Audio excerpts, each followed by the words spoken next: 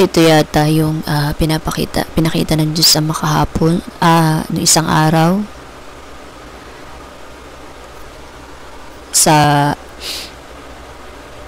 akin na talagang hindi ko naman ma-focus nun kasi nga may nakikita akong kakaiba. So ito yata yung pinakita ng Diyos Ama na talagang sa taas ay nagsama-sama yung madidilim, tapos naging buo dun sa pinapakita niya sa akin, na parang medyo natakot ako kasi nga lahat ng madilim na ulap nagsama-sama dun sa gitna. Tapos ang bilis ng mga nakikita ko sa ulap, pero hindi ako makapag-focus doon. Pero siguro yun nga yung pinakita ng Diyos Ama na hindi maganda yung mangyayari. I mean, like lahat ng ulap na madilim, yun nga po, nagsama-sama.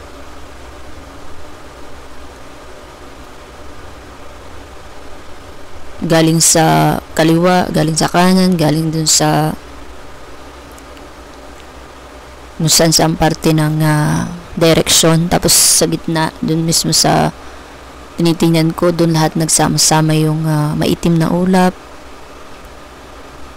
Talagang may ibig sabihin yung pinakita ng Diyos Ama sa akin nung isang araw.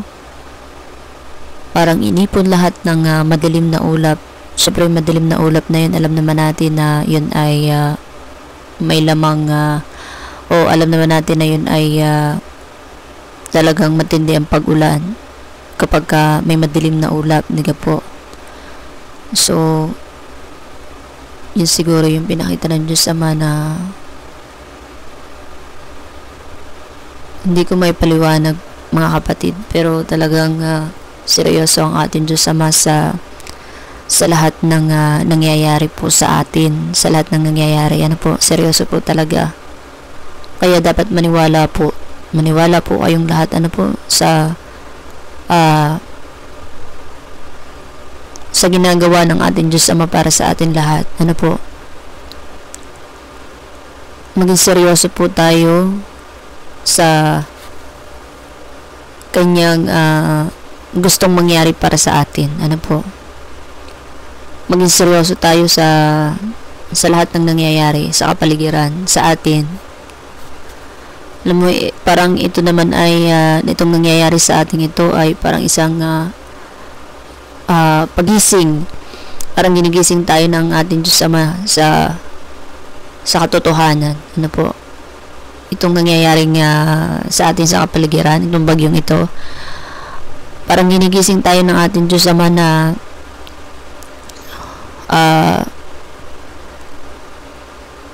hindi pwede na talagang magpatuloy ka, or parang ginigising tayo ng ating Diyos Ama sa katotohanan, sa madalit sabi, ano po, sa katotohanan, kasi seryoso ang ating Diyos Ama sa nangyayari talaga. Ika nga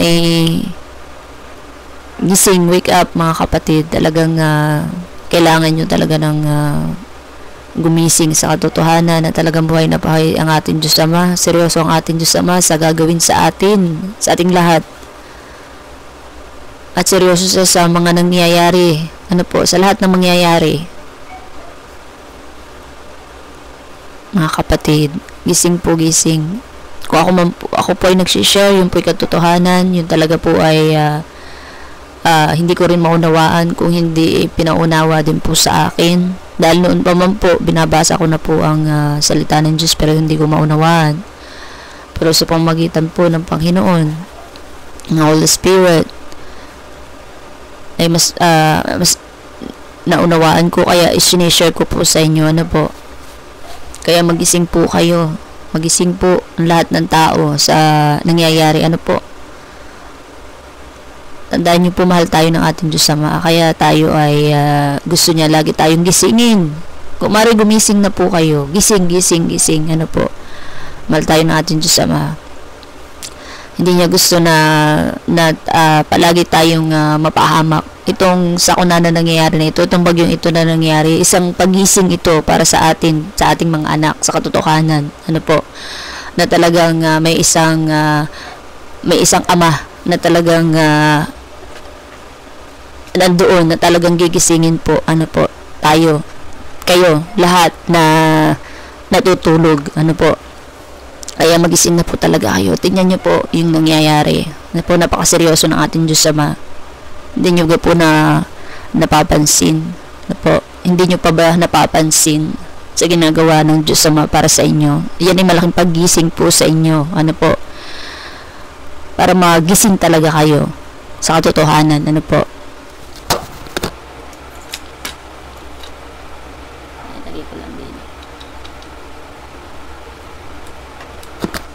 Mga kapatid, hindi po isang biro yung nangyayari po. Ano po yung ginagawa sa atin ng Diyos Ama? Mahal tayo ng ating Diyos Ama, kaya tayo ay patuloy na ginigising ng Diyos Ama sa katotohanan. Ano po? Sana makita nyo yung ginagawa ng Diyos Ama sa kapaligiran. Ano po? Hindi lang naman po sa isang tao na yung gagawin. Sa lahat, siyempre, sa lahat ng tao dalang gusto ng ating Diyos Ama, ang lahat ng tao hindi mapahamak.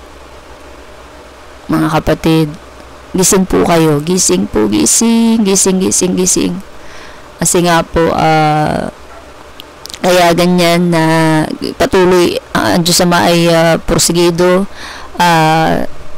Nagisingin po ang lahat ng tao. Tandaan nyo po, pag dumating ang Panginoong Jesucristo, talagang wala nang kawala. Kung ano yung iyong binaniwalaan, ay talagang hindi mo na mababago kapag si Jesus Christ ay hindi ka naniwala. Ano po, pag hindi ka naniwala sa paggising sa iyo ng Diyos Ama, pag dumating ang Panginoong Jesucristo, kung ano talaga yung iyong kinamulatan at ayaw mong baguhin, naku po, kapatid,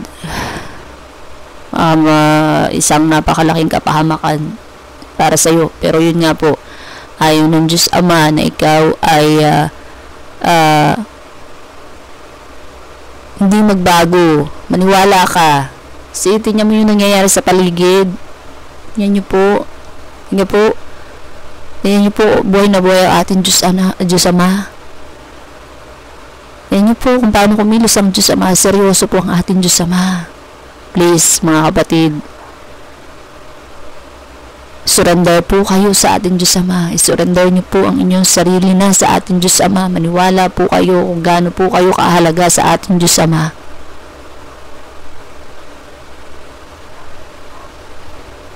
God bless sa iyo, kapatid. God bless. Maraming salamat po. God bless.